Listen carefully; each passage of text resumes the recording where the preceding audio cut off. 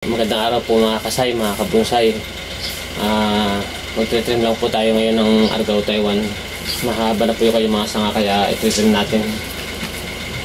Umpisa na po natin. Ito muna tayo sa baba mag-umpisa.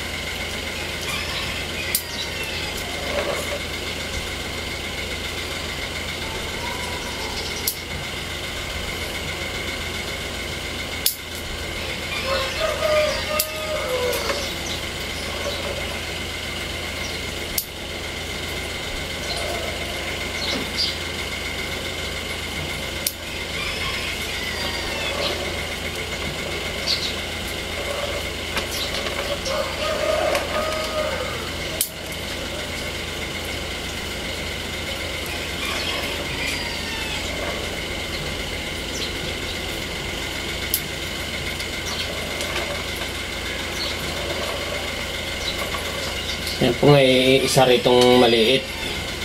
Ito po tatanggalin ko rin po ito dito. Pinatong lang natin siya dahil sa liit po nitong lalagyan niya. Mamamatay po yan pag lalo na ngayon napakainit. Bilis siyang ma-dehydrate dahil kunti lang yung lupa niya. Kaya saka natin ito tatanggalin pag ililipat na natin doon sa medyo malaking paso. Balak ko rin pong ilipat yan para mapaganda naman siya. Pag dito kasi hindi natin yan mapapaganda. Yan, pag ganyan nakapatong lang po siya sa ibang paso na ganyan. Yan, pag nakapatong lang po yung ganyan yan, mapaganda natin siya dahil lumalapat yung ugat niya sa ilalim.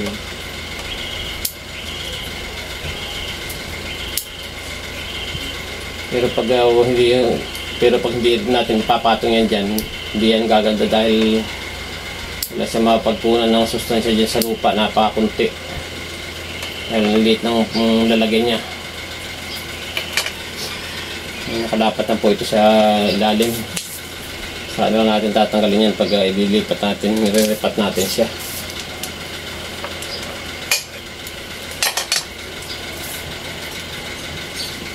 Yan po, tapos na natin ma-trim. Po ulit, maraming salamat po sa inyong panood at paki-like po, paki-subscribe na rin po kung hindi pa kayo nakapag-subscribe.